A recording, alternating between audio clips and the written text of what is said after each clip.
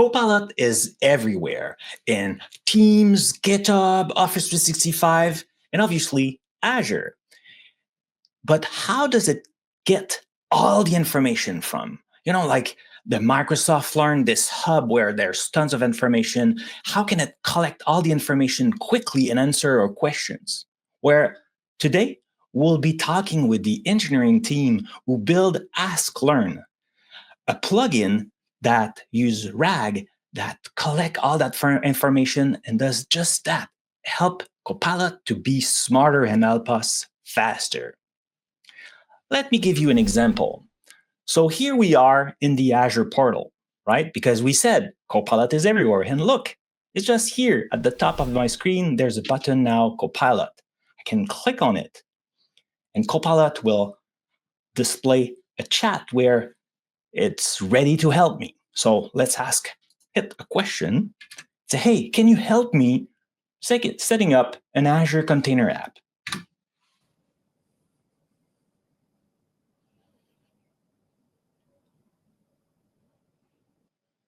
Oh, that's great. Let's have a look at what just happened. So if we can see, Copilot explained to me the prerequisite I need and all the steps I need to set up my container apps. That's wonderful. That's exactly what I needed, but it did more. Let's have a look here. So if I zoom here, we can see it gave me references, right? So I see a quick start and tutorial to go deeper because maybe my current scenario have some niche information and I need to dig deeper. Let's click one link and see where it goes.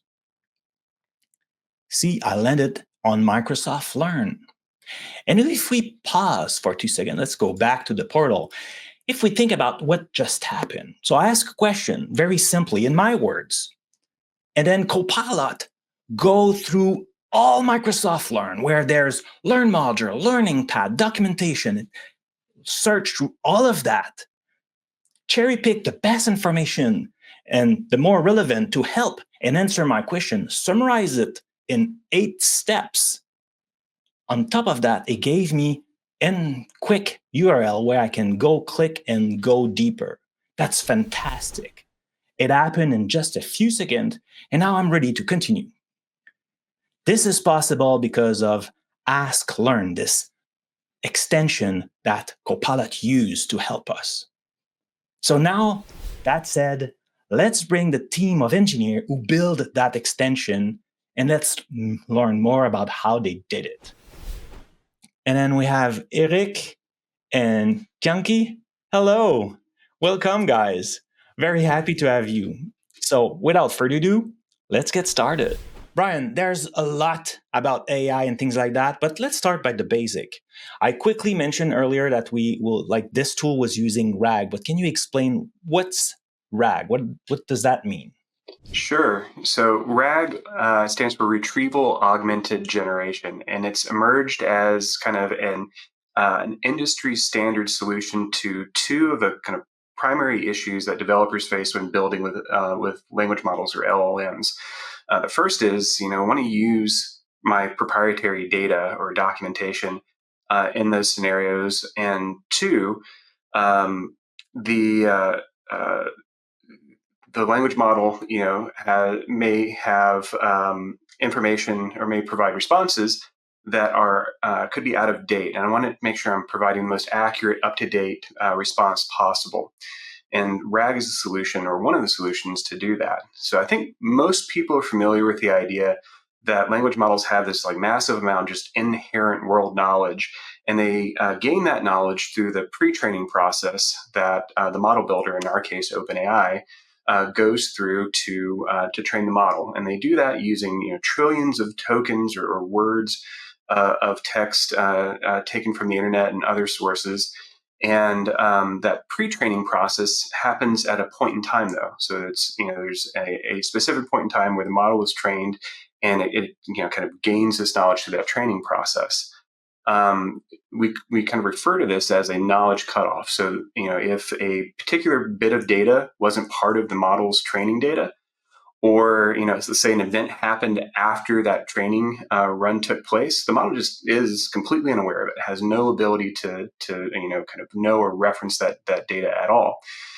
And there's a variety of solutions to deal with that kind of exist on a spectrum of cost and complexity, and they all have their various pros and cons. One of those is fine tuning, but RAG has emerged as like the most cost-effective solution for dealing with this. And essentially, what we do is, what if we just gave the model access to the data or the documentation that we want to use to generate the response? And a great example of that is Bing Search Bing Chat. And in that case, when you're asking or chatting with Bing, and you ask a question, it uses search queries in the background, retrieves search pages and brings them in and references those when it generates its answer. And that's a really common example of retrieval-augmented generation. And that helps deal with both the ability to access documents or other content that the model just hasn't seen before, and also allows you to bring in new information that happens after the model's knowledge cutoff. And a great example of that knowledge cutoff in action and dealing with that is if you just take the base foundation model. Let's say previously, OpenAI's models had a knowledge cutoff of September 2021. And you could identify that knowledge cutoff by asking it a question about an event that took place after the knowledge cutoff. So a really good example of that was, you'd ask who's the King of England, and the model without retrieval augmented generation would answer that the current monarch was Queen Elizabeth, because it just wasn't aware of the fact at that point in time that she had passed away and that that Charles was the current monarch. But with retrieval augmented generation, we go out, gather that search result, and we're able to basically inform the model of this new up-to-date data, and we get the more accurate, up-to-date response that Charles is the current king of England. How this product is being used inside from Microsoft? Yeah, so our RAG offering that we built really is used across varying Copilots across Microsoft, and particularly Copilot in Azure, Copilot experience, which is present within the Azure portal. That particular experience we are powering both with retrieval of learn documentation, which is coming from learn.microsoft.com, as well as generating the responses grounded on that learn content. So we're providing really at the end full-fledged responses grounded on that learn content to users using the Copilot in Azure experience. There's also some other Copilots across Microsoft, namely the GitHub Copilot in Azure experience, Microsoft Security Copilot, Dynamics 365 Business Central Copilot, as well as Founders Hub Copilot. They're also using the retrieval component to our RAG offering, really to retrieve that learn documentation to ground responses on in their particular Copilot scenario. So really anywhere that you see in these Copilot experiences, when you see learn content sort of cited as a reference, as you see here on my screen, here's an example of a Copilot response generated in the portal experience.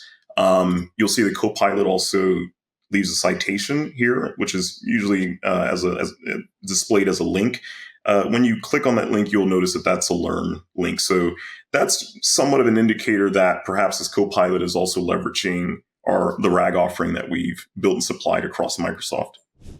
That's great. So it means that even if, I don't know, like the new .NET version just came out, if there's link over there in Learn, then Copilot can make those suggestions, even if the model was finished last year or something like that. So like it's always recent, the documentation is updated. Exactly right. Yeah, all the content that we have on Learn is up to date. Our RAG pipeline is also really up to date. It updates in real time. So anytime there's a content change made on Learn, that's also reflected in our RAG pipeline, which then reflects in the Copilot's response. So let's get back with Brian now. Brian, what popped in your mind when you decided to create that product? Why did you think it was needed to create that Ask Learn?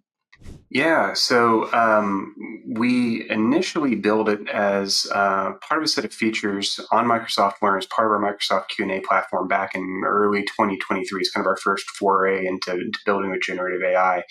And one of those features was a, a service that basically attempts to answer a user question by referencing the technical product documentation published on Microsoft Learn.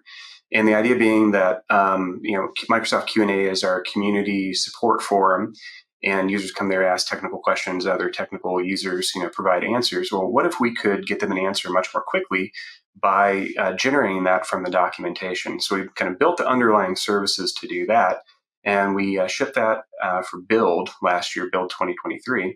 And then once word got around that we had built this kind of question answering over documentation solution, just a bunch of teams across Microsoft started coming out of the woodwork asking if they could kind of look at our architecture or potentially integrate it, because it turns out that question answering over product documentation was like one of the top scenarios for Microsoft Copilots. And right about that time, the summer of 2023, we were approached by the Azure portal team to contribute to that question answering over documentation plugin for the Copilot in Azure that they were building to release in preview later that fall. And so we worked with them to do that. So then, what was so special about this project? Like when you're thinking about it, was it just the fact that it was like a common scenario, or it was more than that? Yeah, it was really one of the first, kind of RAG applications, I think, at a really massive scale. I mean, think about how this typically works. You have a question, you're trying to get an answer. You go out and you open a browser tab.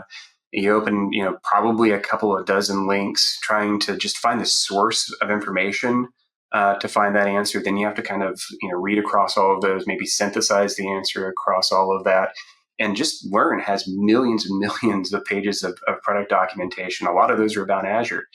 And so what if you could just ask a question and get the answer delivered to you? And I think the really special thing is through this RAG pipeline, through Ask Learn and the Copilot in Azure, we're helping millions of developers every month get answers to their questions directly in the flow of work, directly in the product where they're trying to get things done without any of the distractions of going out to a browser window and searching.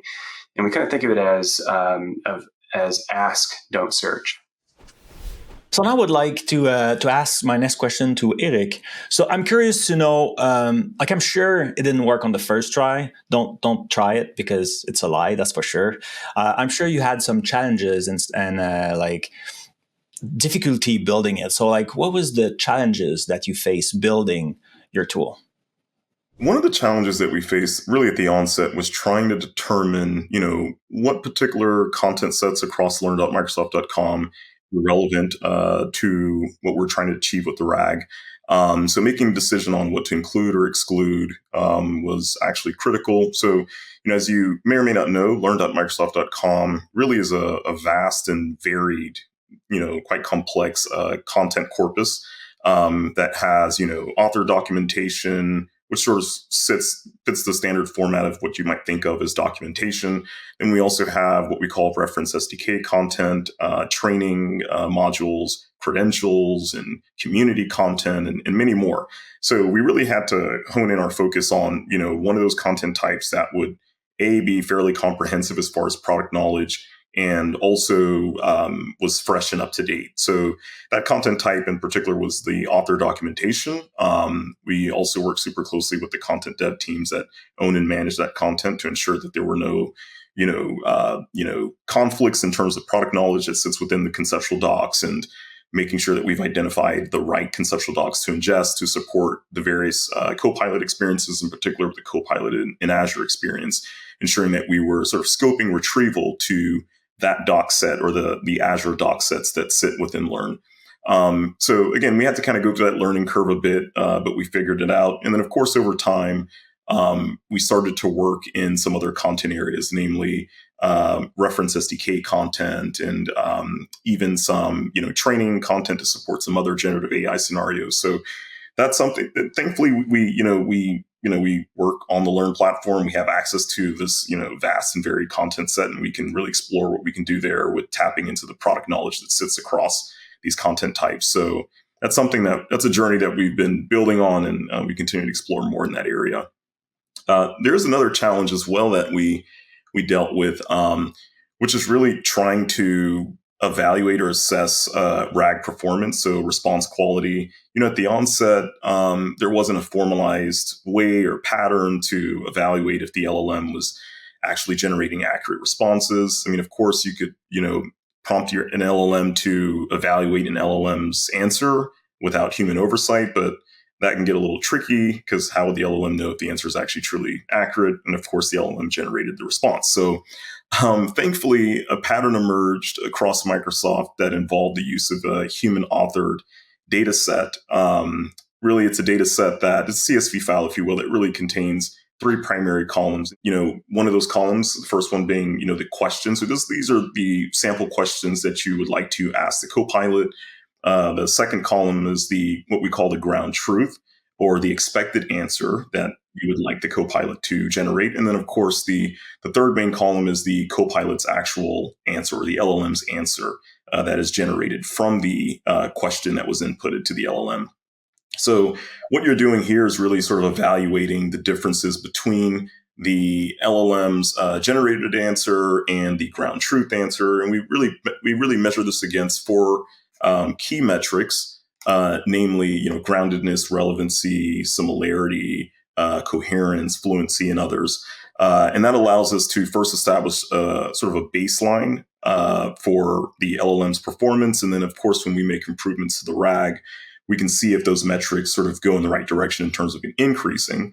And that has really helped us to evaluate changes in our RAG, whether we need to include additional doc sets or product knowledge or make modifications to our chunking schema. Let's say there's a question that was identified as the result was bad. How can you kind of re-inject or improve that? So next time someone is asking that type of question, the result is better.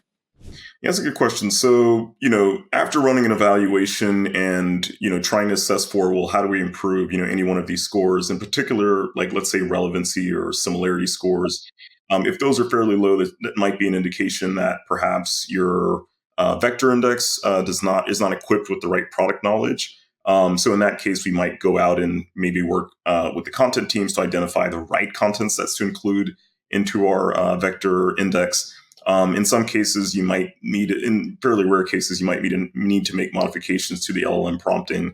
But really, the focus really centers around the vector index and what you basically have selected as content to include in your index. So making sure you have the right product knowledge is really critical to supporting quality responses. My next question is to Brian. So, you had challenges and things like that, but maybe you had even more surprise things that didn't go as planned. So what kind of surprise did you get, and how did you pivot or work around those kind of surprised? Yeah, I mean, the first thing was we just had no idea what users are going to ask. This whole kind of product, Copilot offering brand new. And so, we had a few different techniques that we used to kind of build that initial data set that Eric was talking about that we could use to, as just try to understand how well we could do at answering these questions. Gathered a lot of that from our search traffic to Learn and some other sources. And, something surprising here recently has been just how quickly our user expectations have shifted from, a helpful, let me give you a helpful answer to help you self-serve based on the documentation, how quickly those expectations have shifted from that being a great response to now, the user just really wanting the Copilot to do the thing for you, do it on your behalf. And maybe it's a bit of a glimpse into an agentic future. So Eric, anything that pops in your mind for that kind of surprises? Yeah, one surprise that we kind of ran into, and I guess in hindsight, it probably should not have been a surprise, just given the vastness of Learn content in general, is really we encountered various varying formats across Learn, the templates that are used to generate and build on content. In particular, as you see here on the screen, Learn has some has content in the form of tables, also content in the form of pivot zones and tabs and all of that. So these are like nonlinear or non-flat, very dynamic content elements that make it a bit challenging to crawl and chunk and index and make sure that we're actually capturing all that information in a way that actually makes sense when you serve it back out to the LLM. So that was a challenge. We figured out a way to sort of flatten that, if you will, to make it ingestible into our pipeline, and then also serve that back out to copilots. But that's something that this is feedback that we've shared with our content dev team as they start to think through about how to build content for AI use cases. Ensuring that we have more flat content that's sort of built in a way that we can easily sort of crawl, index, and chunk. So yeah, that was like a major sort of surprise, but it's everywhere, all across Learn, this varying content elements. My next question now is for Tianqi, where we just learned that, like you had to process all those type of information type and try to make it a little bit more easy to ingest. So could you share a little bit more with us about what it is? What did you do?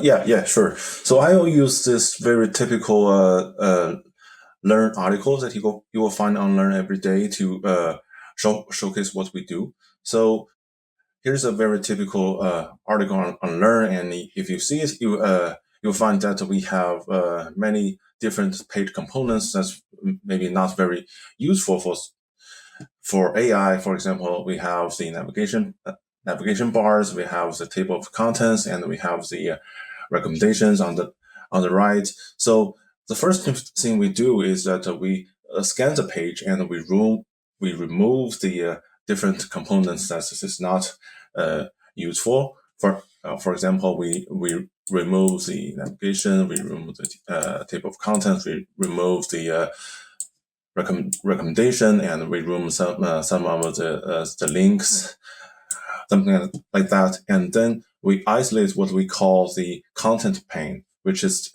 in the middle, and then we move on to further processing, because you can see here we have a very special feature called what we call it pivot views. If I choose a view, the page is totally different. So we need to deal with that. So the core idea is to, as Eric mentioned, to transform this content into linear markdown for next steps. Okay, that makes sense. So like all the tool, it's a web page. So there's a lot of toolings or link that help us navigating through all the content. For the AI, you don't need that. So you're removing all those menu, all those link, and then like when some link change dynamically the content, you also kind of like make copy and make them just like one after the other. So then they could be ingest like in a kind of a one take. Oh yeah, okay. It looked easy like that, but I'm sure it was like a challenge to do.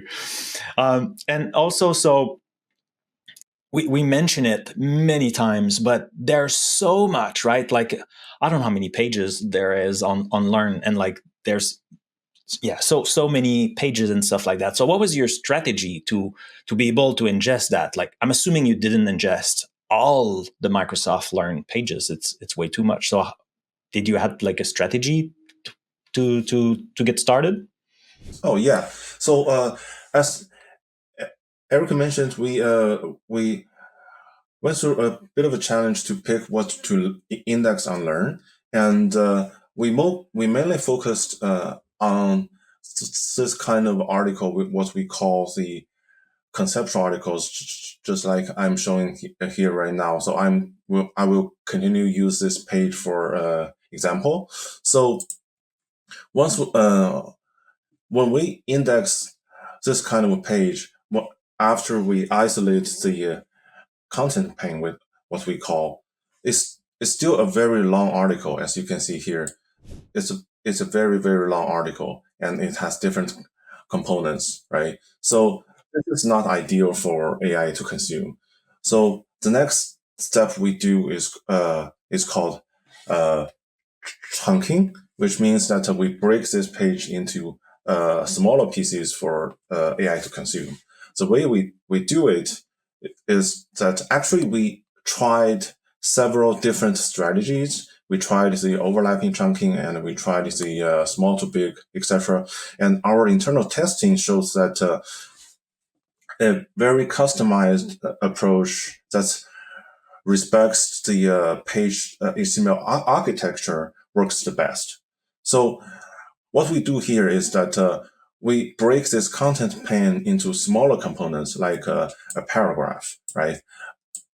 Okay, that's small. Okay. Yeah, a list, right? And maybe a code snippets. So after we break the page into smaller pieces, then we start to add piece by piece or components by components to our first chunk until that chunk is full. So after the chunk is full, we then start create the next chunk. So it's just this approach allows us to maintain the semantic coherence of each chunk and also to maintain the right granularity of the chunk. So we also pay attention to how the content is structured on the page, and we tend to, or we often break the chunks where where we call the H2 headers. As you can see, each H2 header kind of represent a meaningful section in that page. Yeah. Okay. So there's tons of pages. You had to like determine what needs to be ingested, right? And then you break it down, chunking, like you said, just like, cut in pieces and stuff like that. But unfortunately for you, the information, like it's technology, it keeps changing all the time. So how did you manage like to update kind of like consistently the model or the information you had?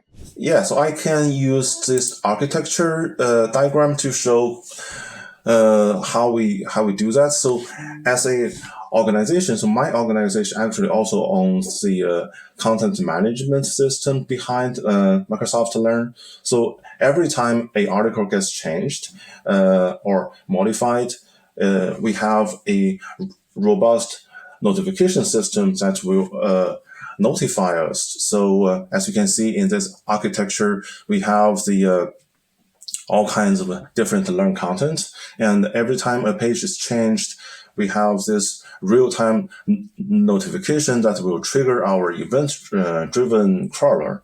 And this crawler will then recrawl the updated page and handle all the updates and then refresh our index. And this also applies when a new page is created or an old page is removed. So the new page will get ingested into the index in real time, and the old page will be removed from the index. It's true. Like I was only thinking about like the update, but it's true. There's new content and there's content that there is deprecated, so we need to remove it. That's a lot of change, and it's happening like all the time. I'm assuming, right? Yeah. That's impressive, and like so that's why it's totally at scale, and like everybody keep asking question because Copilot is everywhere, and then that tool is used by so many different Copilot. So this is very amazing. It's very powerful, and so again, talking about scale and all those things. So I did an example earlier where I was talking to Copilot, and it took just like a few seconds to get an answer, and like with those reference, those links. So having an answer that makes sense, it's important, but also having it quick is important because nobody want to wait 30 seconds these days. So how do you make it to keep that balance between like fast answer and like a good answer? Yeah. So actually, for the answer quality, as Brian and Eric mentioned, we have the our own evaluation pipelines to make sure that, and a key aspect for generating good answers is that we have good information to feed into AI, and that's about the retrieval quality. So we are using what we call the hybrid search functionality from Azure AI search. It's kind of so it combines the new powerful vector search with the traditional full text search. So when a query comes, it will first get results from the vector search, and then from the full text search, and then it will merge the results, and then it will apply what we call the semantic re-ranker to re-rank the results to make sure the top results are most relevant to the query.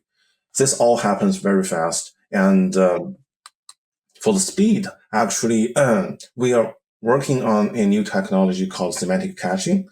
It's in progress right now, but the idea is that we will cache what we generated previously, and if a new query comes, and we will look up in this cache with the similar technology we look up in our articles, and if there's a very similar or identical queries that we stored before, we will just use that pre-generated answer to return to users. So applying this to real customers scenarios will require a very intensive experimentation. That's what we're doing right now, and we are only applying this technology in the internal processing phases. But in the future, we're looking forward to bringing it to the customers. I love it. So always improving. That's great. And so like, like always improving, you're like updating the information. You had matrix earlier where with Eric, we saw like the matrix to make like validate that the answer is good and stuff like that. So, but how do you know that ask learn is doing his job, that it and is doing his job well? How do you monitor that?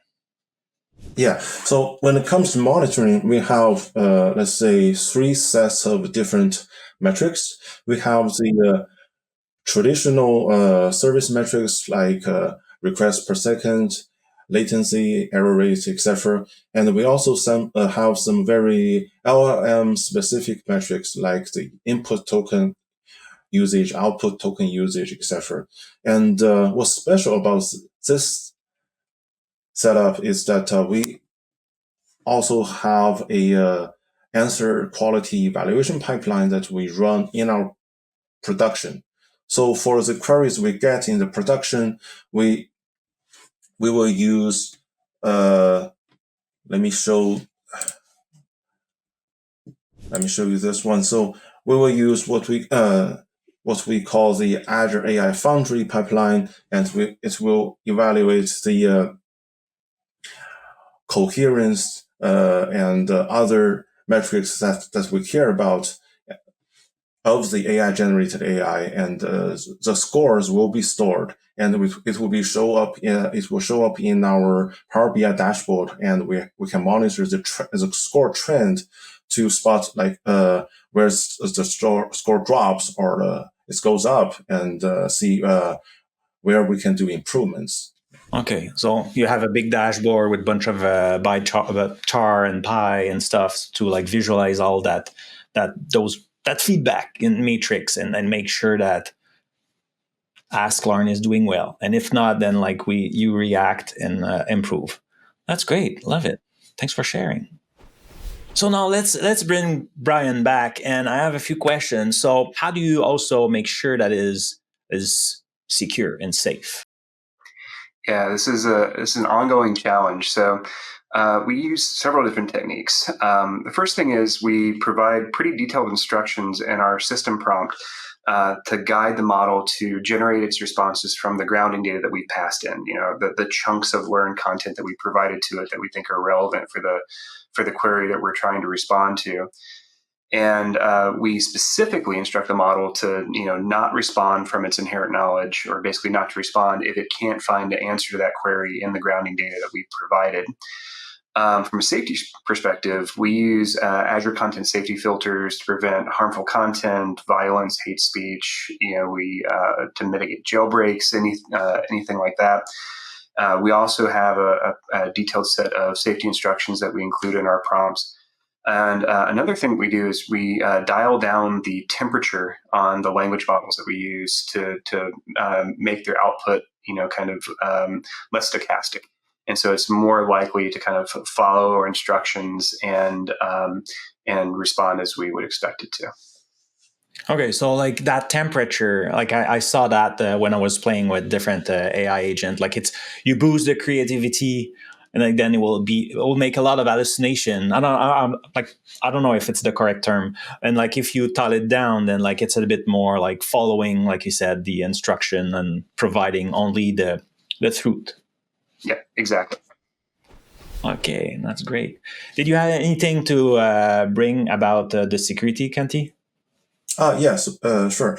I'll continue to use the this screen to add to what Brian says. So it's a way that we make sure that all the things that Brian mentioned, we put in the code actually works. It's that we invested heavily in the evaluation part. One of the metrics we look at for hallucination is what we call the groundedness. It's a way that we measure how the AI answer aligns with what the information and the chunks we feed into it. And we also will pay very close attention to the risk and safety. And we are relying on the Azure AI Foundry's evaluation for harms and also for the jailbreaks. All these evaluations will help us make sure the AI answer is firstly grounded and also safe. As a being part of those creator of that tool, like do you have any advice for people who would be tempted to use RAG and build those kind of interesting tooling for AI? Yeah, so I mean, start by doing a prototype and get it out there, and because early feedback is invaluable. It helps you to find out what's working and what's not, and what's to improve, and you need to respond to that, and because you will find surprises both from your own data and from the way the customers use your system, and the way you quickly respond to that is through rapid iteration. And the way you do rapid iteration is that the way we do is that we rely heavily on the evaluation.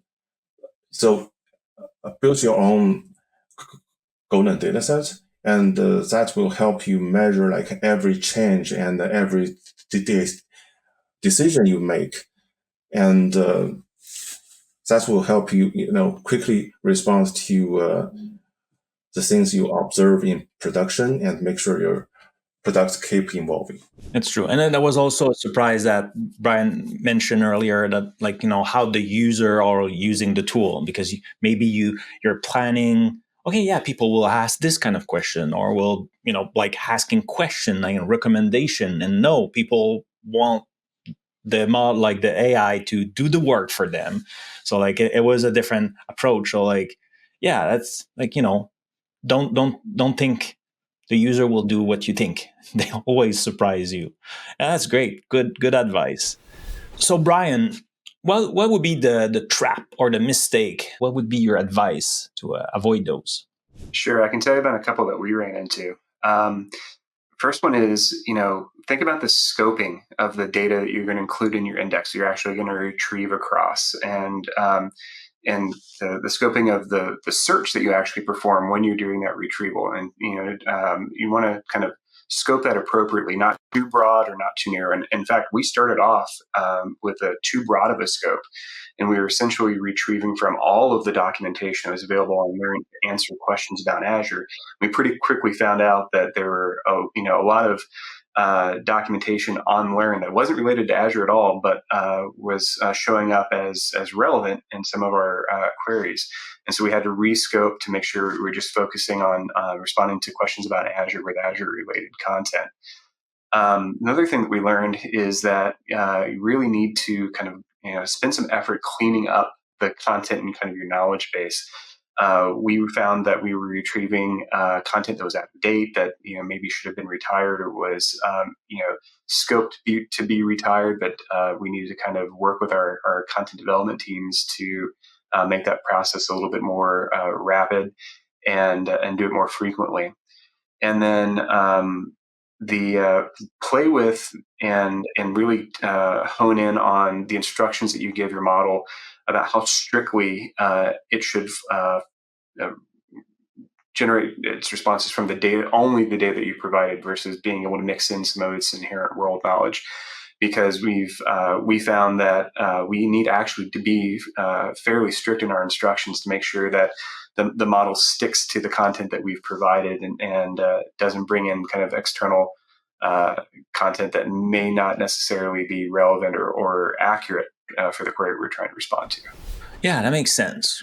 I would totally see many of us like falling for those mistakes. And so it's great that you share those with us. It's very interesting. So anything else you would like to add? Maybe Tianqi, anything?